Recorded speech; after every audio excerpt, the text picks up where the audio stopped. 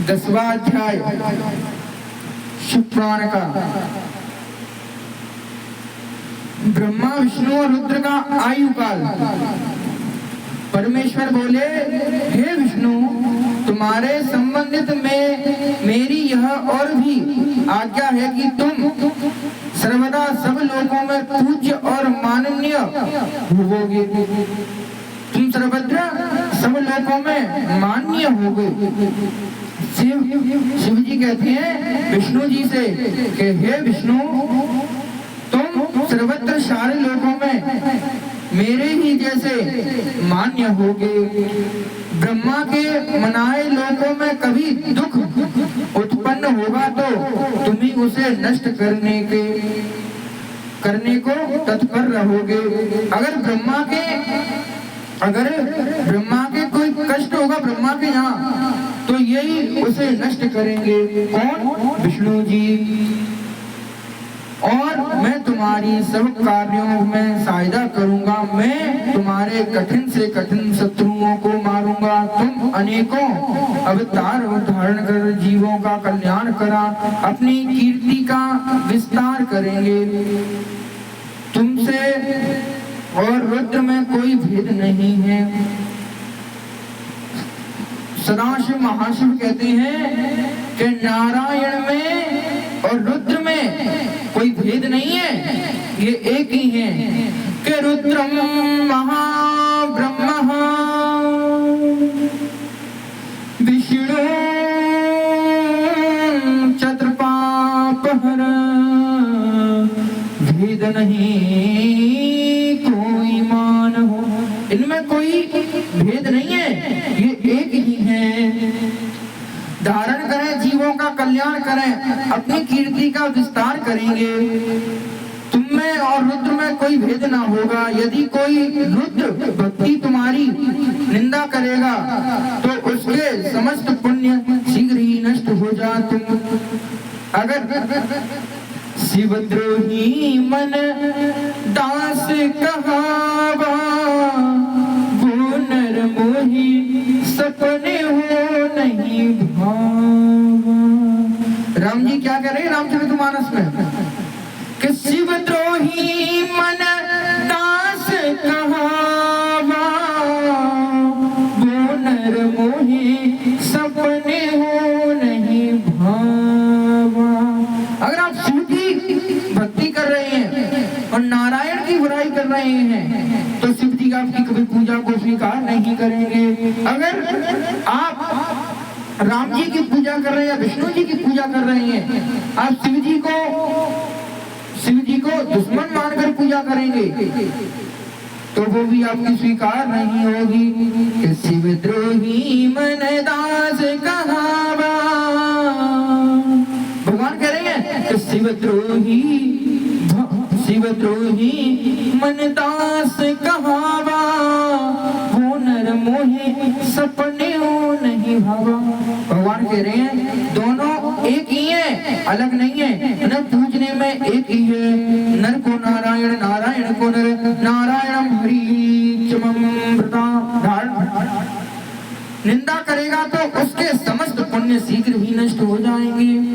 अगर कोई शिव की निंदा करेगा और नारायण की भलाई करेगा तो समस्त पुण्य उसी क्षण उसके नष्ट हो जाएंगे। अगर शिव की उपासना करेगा, राम की निंदा करेगा तो भी उसके क्षण मात्र में ही पुण्य नष्ट हो जाएंगे। निग्रह अर्थात बंधु और अनुग्रह अर्थात कृपा करने की सामर्थ्य होगी हे नारद। ऐसा कहकर मुझ ब्रह्मा का हाथ विष्णु के हाथों पर धरकर शिव जी ने कहा कि तुम सर्वदा इनके दुख में सहायता करना। तुम इसके अध्यक्ष और भक्ति मुक्ति देने वाले हो।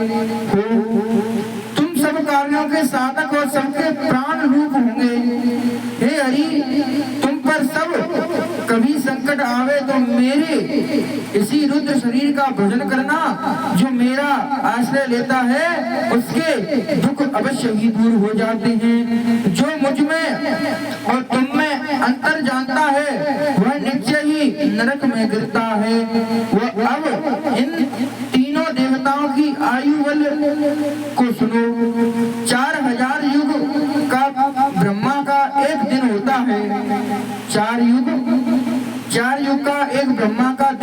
होता है। शीघ्रम से रात भी जाननी चाहिए। 30 दिन का 1 महीना और 12 महीने का 1 वर्ष, इस प्रकार के वर्ष प्रमाण से ब्रह्मा के 100 वर्ष की आयु होती है।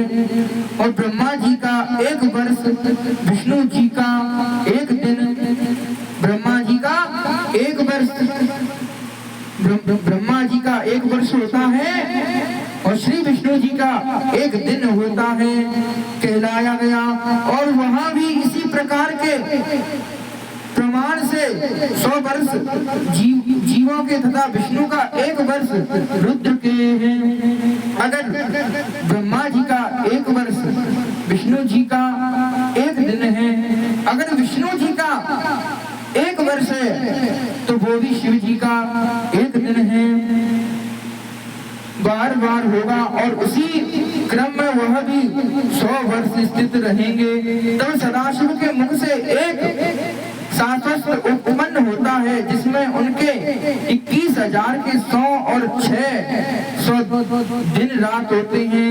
उनके 6 उच्छ्वास और निश्वास का 1 फल, 60 फल की 1 घड़ी और 60 घड़ी का 1 दिन रात होता है। शिव के इच्छा स्वेच्छावश निश्चय अर्थात भीतर बाहर विश्वास लेने की संख्या नहीं है। इसी कारण शिव का उत्पन्न अक्षय है।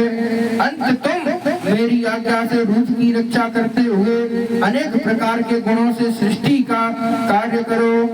ब्रह्मा जी कहते हैं कि जब शिव जी ने ऐसा कहा तब उनके वचनों को सुनकर ब्रह्मा जी ने विश्वेश्वर को प्रणाम कर कहा कि हे कृपा सिंधु, मैं आपकी सब आज्ञाओं को सर्वदा के लिए सिरधार्य करता हूँ और वचन देता हूँ कि ऐसा ही करता रहूंगा।